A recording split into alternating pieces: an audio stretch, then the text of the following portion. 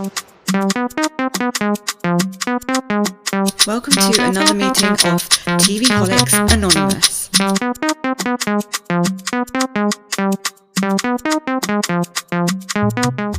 Welcome to another meeting of TV Holics Anonymous.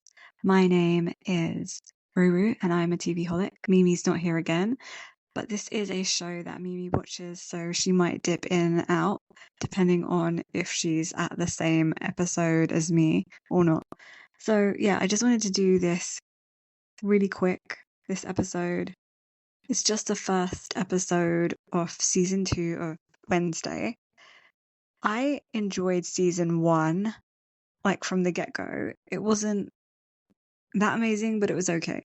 This season, I feel like as soon as I started watching, they did a recap in the beginning of the episode of season 2. They just recapped everything that happened last season, and it made me realize that there was such a huge gap between season 1 and season 2, which I think was stupid, because watching the recap I realized that I had forgotten basically everything, the entire plot line of Wednesday.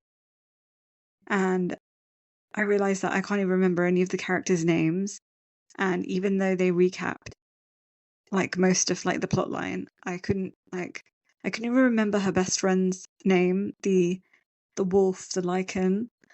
I couldn't remember her name, and I still don't, even after watching the first episode. So I think that they really dropped the ball there. They should have worked on the next season as soon as they wrapped the first season, and they should have had that out and ready the next year straight away. This was too long of a gap because, like I said, I couldn't remember anything, and I can't remember any character names. That's the most annoying bit. I couldn't remember any character names, so when they're referencing people in this episode from last season, I can't remember. I feel like they needed to put more flashbacks in so that I could remember, but they did not. And then I didn't like the way the season started. She went to go find a serial killer, and then she scalped him. So to me, that was just what the hell? And she went by herself, and then now she's bleeding black out of her eyes. Is that her eyeliner? What is that? Also, she's experiencing trouble with her powers. Her powers of I was going to say powers of seduction, but she doesn't have powers of seduction. She has powers of premonition, I believe, to predict the future or tell her the future. She can just sense the future. So, so she went to find that serial killer. She traveled. She was traveling, and what I found really irritating was the TSA or the airport security. She pulled out all these things like knives, torture devices and stuff like that, and they weren't fazed by it, and she didn't go straight to prison for that. I know a person of color would have gone straight to prison for that. And before anyone gets at me, I know that Jenna Ortiz is, I think that's her name, is technically a person of color, but I mean, a non-white presenting person of color would have gone straight to prison for that. Also, it's just not very realistic. It doesn't make any sense. I know most of this, I know it's sci-fi and it's not meant to be realistic, but that in particular really was not realistic. Yeah, so then she went to go, they just let her through and they were pissed that she had sunscreen. I know that was meant to be a kind of joke towards airport security. They get peeved if you bring bottles, liquid on board in your hand luggage that is not of a certain certain amount. You know what I mean? But yeah, so that pissed me off. And then what else happened? So then she's basically at his lair. She got caught by him and she's bound and gagged. But she's a tiny little girl. I don't know how she's meant to be able to, overpower this giant man. And didn't her parents wonder where she's flown off to in her summer break? It was just all very not very. It's just I need things to be tied up, not tied up. There's too many loose ends and things that don't make sense. So she was basically tied up by him, and she got caught by him, and when she tried to tase him, and then he tied her up, and she was in there for like, I believe, like 4 weeks or something, or like a week or something like that. And then basically Thing overpowered him and beat him up, and then she kind of escaped, and she claims to her roommate later that she scalped him. So I'm assuming that she killed him and scalped him or whatever. I don't know. It's just not making, like, did she kill him? Did she not? Like, what's going on? What's going on?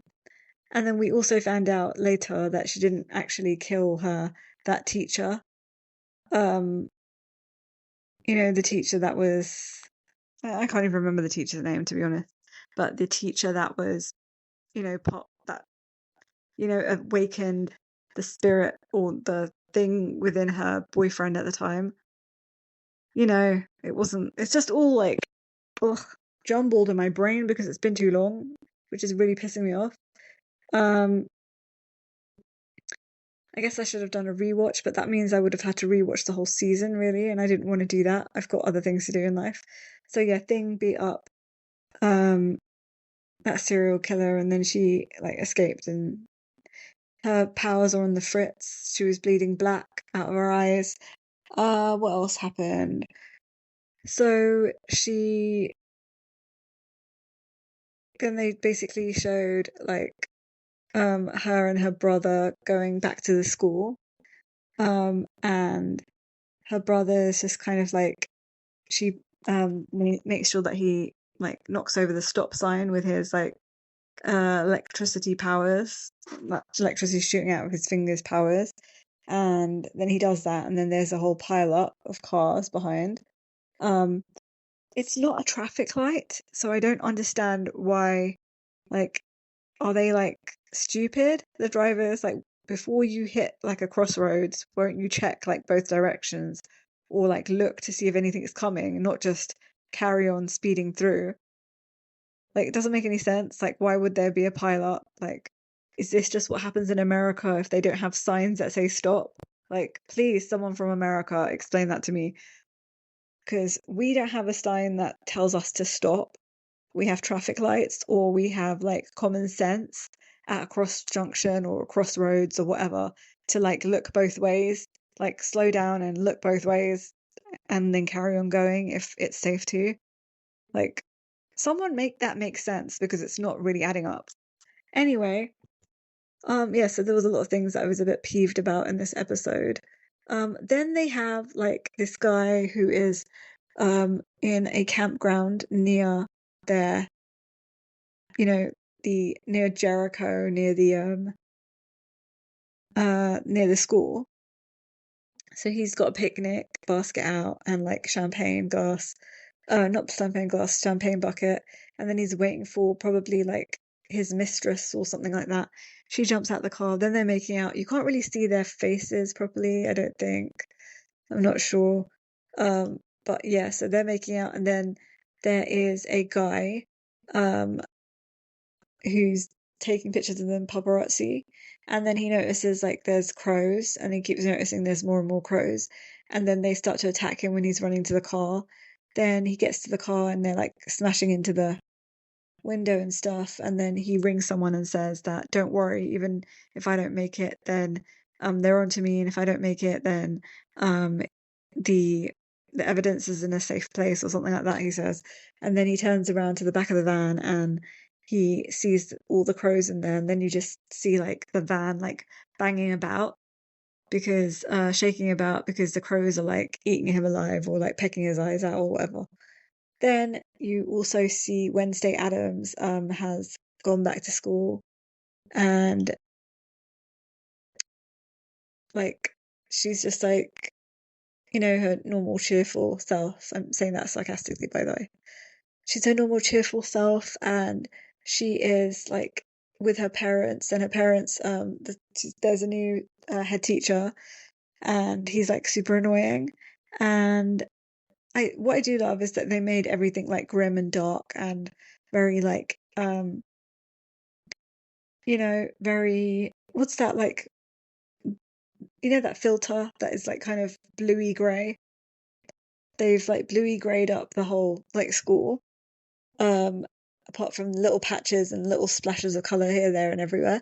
And so then this head teacher basically says to the parents, like, "Oh, you can stay where the that crazy teacher that summoned, that tried to kill everyone last season, stayed in this little cottage on school grounds, because we'd love your help and stuff." I don't know what he wants from them because he's a bit like weird and seedy and he's got ulterior motives, as we see later on in the episode. But yeah, so I found him like really irritating as well. And then what else? So oh yeah, then Wednesday is talking to her siren friend and she's just like shocked that everyone's like she's like a celebrity now and she hates it. And then she goes back to her room and she finds her old room and she finds her friend there and she gives her a doll that she got from the serial killer. And then her friend's really happy to see her. They're like besties. She gives her the coldest welcome that she can give, that Wednesday could give, basically. Um, so that means that she likes her friend, you know. Then there's a crossbow that almost kills her friend and herself, her wolf friend and herself, when she opens the closet. And it's like a picture of Wednesday. And the picture's basically uh Wednesday, and it's like it says something like "I'm watching you," and then she's just like pissed and like, she has like those black tears coming out of her eyes. Then we see Pugsley. He's going to be joining this school, so his roommate's not really like happy to have him, basically. So he's like, "I just owe a lot to your sister, so that's why I'm like being nice to you, basically, but you can't tag along with me." So that's what happens there. Morticia is getting increasingly concerned about her daughter because she feels like her daughter is following the same path her sister did. And then we don't really know. We probably her sister, like, I'm guessing that her sister died because like the premonition power like turned into something like evil within her and took over her, and you know she couldn't like control it and it probably killed her or something.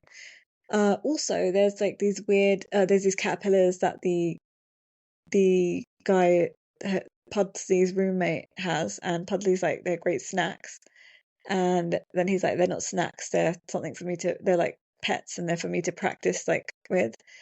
So yeah, and then basically, what else did I not cover? So yeah, so she's gonna, Morticia and Gomez are gonna stay on the grounds of the school in that little cottage thing.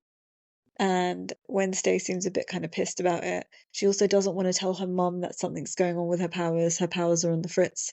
Her not powers, her powers of premonition are on the fritz, but her mum already senses it, so that's why she wants to stay close to her daughter.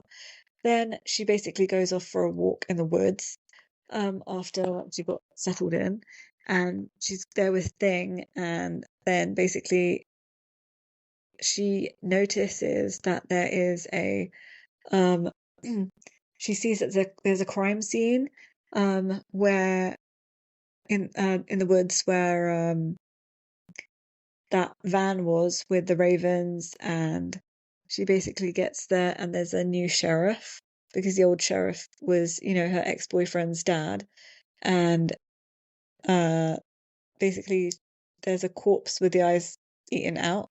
And that was the reporter guy, the not reporter, but the paparazzi guy. So she sees, I don't know if she sees that or not, but we see that, the audience sees that. And then also there is the sheriff, which is a female sheriff now, and she's basically talking to the like examiner at the, death examiner or whatever. And she's like, oh, she notices that Wednesday Adams comes out of the bushes, and then she's talking to Wednesday, and basically she knows who Wednesday is, and Wednesday's because Wednesday's Wednesday saved the school and like her reputation precedes her. So yeah, she's just looking around and she sees Wednesday's looking around after the new sheriff stops talking to her, and she sees this man in the woods with a hood on. So then the man like sees her and like runs away. She didn't get a good look at his face, so she like basically runs after him and she stops him and she realizes that's her ex-boyfriend's dad. So the ex-boyfriend's dad, he's saying that I need your help to like solve this because something weird's going on or something like that, or something. He said something about his son, like what's going on with his son. Can't really remember. Um he's just saying something that I probably need your help to get to the bottom of this. So like, and she just walks off, and then there's a crow or something again, and she like sees it's a crow with a yeah, there's a crow with a red like bumpy eye, like kind of like a corpse crow, kind of like Game of Thrones, those weird crows in Game of Thrones situation. Like, when I think there was a zombie crow at one point. Not a zombie, but a White Walker crow at one point as well. So this weird crow with like half its skin off and a white eye. Um yeah, so it's a White Walker crow. A White Walker crow has entered the Wednesday universe. So then she kind of leaves the ex-boyfriend's dad there, ex-sheriff. She kind of like, is sassy towards him, kind of like sasses him a bit, and gives him like a piece of her mind, because his son did try to kill her. And then, sorry, I've got allergies. That's why like my throat is like really like off, and I need a little sip of water. Oh no, I drank all the water. Great. Um. Anyway, so yeah, they were back at Pugsley's like halls of residence, and he is getting a ghost story, like not a ghost story, an urban legend story about the halls, not the halls, but the school, and it's about like there's a dead body like underneath the skull tree, um dead body of this kid that replaced his heart with a mechanical heart that he made, and he was like the best inventor in school or something like that, and he was like a genius until one day that his genius invention kind of killed him. Like he went too far. He was like basically um what's it called? Like the creator of Frankenstein. So he was working on something and he like it killed him. His creation killed him or whatever, something like that. So like Pudley then becomes obsessed with this story and he wants to go to that skull tree to dig up the body, and none of his new friends want to come with him. So he's like, oh gosh darn it, or whatever they say. Um, and then we cut to the principal and the siren girl. I forgot her name. Miss Barkley, I think her name is. He calls her, and then he's basically trying to force her, um, trying to coerce her, like threatening her that he's going to cut um, her scholarship because she's on a scholarship. If she doesn't use her siren powers, to help him get uh funding for the school because the funding's really low. Because she refuses first because she's like, I don't have any time in my schedule to do that.